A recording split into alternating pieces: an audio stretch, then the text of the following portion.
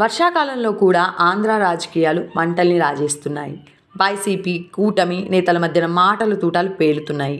ఈ క్రమంలో ఇప్పటికే కూటమి ప్రభుత్వం హనీమూన్ పీరియడ్ అయిపోయిందని, ఇచ్చిన ప్రతి ఒక్క హామీని నెరవేర్చే విధంగా ప్రజల్లోకి వెళ్ళి మరీ నిలదీస్తామంటూ వైసీపీ నాయకులు ఏకిపారేస్తున్నారు. ఇక మరోవైపు పాదయాత్రకు సిద్ధమవుతున్న వైసీపీ అధినేత జగన్మోహన్ రెడ్డి కూటమి ప్రభుత్వం ఇచ్చిన హామీలన్నీ నెరవేర్చాలని డిమాండ్ చేస్తున్నారు. వైసీపీ వర్గీయులపై అక్రమ కేసులు పెడుతూ నోళ్లు నొక్కడానికి కూటమి ప్రయత్నిస్తోందని వైసీపీ నేతలు ఆగ్రహం వ్యక్తం చేస్తున్నారు. ఇక అసలు మ్యాటర్ ఏంటంటే, తాజాగా వైసీపీపై పవన్ కళ్యాణ్ చేసిన వ్యాఖ్యలు రాజకీయ వర్గాల్లో తీవ్ర దుమారం రేపుతున్నాయి. ఇంకా 2024 ఎన్నికల తరహాలోనే ఆలోచిస్తున్న జనసేనాని వైసీపీపై విమర్శలు చేయడం ఆపి రాష్ట్ర ప్రజలకు తమ ప్రభుత్వం ఏం చేయనుందో చెబితే బాగుంటుందని రాజకీయ విశ్లేషకులు అభిప్రాయపడుతున్నారు. మళ్ళీ వైసీపీని అధికారంలోకి రానివ్వనంటూ శపథాలు చేసినంత మాత్రాన ఈసారి సాధ్యం కాకపోవచ్చు.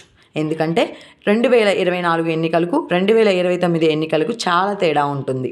అప్పుడంటే అప్పటి వరకు పవన్ను అధికారంలో ఎవరు చూడలేదు. దీంతో జనసేనానికి కూడా ఒకసారి అధికారం ఇస్తే తమకు మంచి జరుగుతుందని రాష్ట్ర ప్రజలు భావించారు.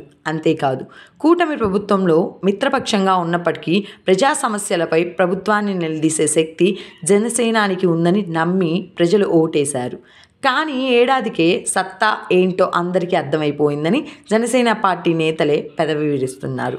ముఖ్యంగా జనసేన పార్టీ కోసం ఎన్నో ఏళ్లుగా కష్టపడి జెండాను మోసి అనేక త్యాగాలు చేసిన కూటమి ప్రభుత్వం అధికారంలోకి వచ్చిన తర్వాత తమను పట్టించుకునే నాదుడే లేని జన సైనికులు వాపోతున్నారు. ప్రశ్నించే తత్వాన్ని పవన్ కోల్పోయారని, కేవలం రాజీ పడుతూ తన పదవి కోసమే ఉన్నారన్న కామెంట్స్ ఆ పార్టీ నేతల నుంచే వినిపిస్తున్నాయి. గత ఎన్నికల్లో పార్టీ కోసం ఖర్చు చేసి ఆర్థికంగా నష్టపోయినా కనీసం పట్టించుకోవడం లేదని ఆ పార్టీ నాయకులే పవన్పై విమర్శలు చేస్తున్నారు. ఇది కేవలం జనసేన నేతలు మాత్రమే కాదు, క్యాడర్లోనూ కాపు సామాజిక వర్గంలోనూ ఇదే అభిప్రాయం ఉంది.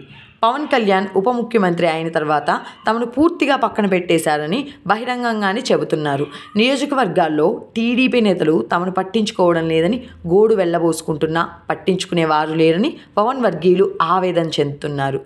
కేవలం తన మంత్రిత్వ శాఖ విషయంపై చూసుకుంటూ పార్టీని పూర్తిగా వదిలేస్తే వచ్చే ఎన్నికల్లో జెండాని పట్టుకుని ఎవరు తిరుగుతారని ప్రశ్నిస్తున్నారు. ఎన్నికలు జరిగే ఏడాది కాకముందే జనసేన క్యాడర్లోనూ నేతల్లోనూ కాపు సామాజిక వర్గంలోనూ పవన్పై ఉన్న భ్రమలు తొలగిపోయాయన్న కామెంట్స్ ఆంధ్ర పొలిటికల్ సర్కిల్లో వినిపిస్తున్నాయి.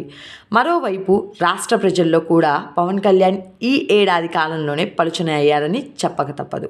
ఎందుకంటే గత ఎన్నికల ప్రచార సభల్లో ఊగిపోయిన పవన్ కళ్యాణ్ అధికారంలోకి వచ్చిన తరువాత సీఎం చంద్రబాబు జీ హుజూర్ అంటూ తలూపడం మినహా మీరేమీ చేయలేరనే విషయం ఆంధ్ర ప్రజలకు ఏడాదిలోపే అర్థమైందని పబ్లిక్ టాక్స్ అండ్ గ్రౌండ్ లెవెల్లో ఇటీవల చేసిన సర్వేలో తేలిపోయింది.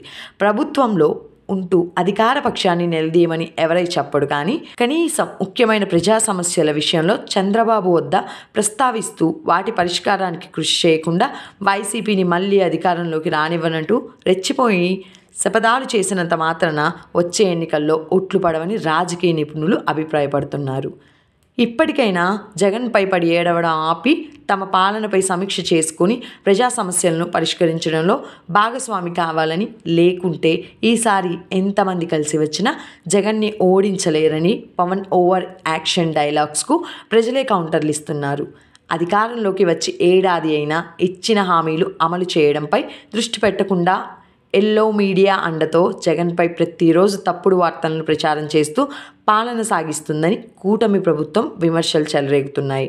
ఒకవైపు తండ్రి కొడుకుల రెడ్ బుక్ రాజ్యాంగ పాలన, మరోవైపు సనాతన్ స్టార్ట్ చేస్తున్న మత రాజకీయాలకు ఆంధ్ర ప్రజలు విసిగిపోయారని, వచ్చే ఎన్నికల్లో కూటమి పార్టీలకు చావు దెబ్బ తప్పదని, ముఖ్యంగా బాబు లోకేష్కు సినిమా చూపించడం ఖాయమే అయినా కన్నింగ్ పవన్ కళ్యాణ్ మత రాజకీయాలకు జగన్ ఎలా చెక్ పెడతారో చూడాలి.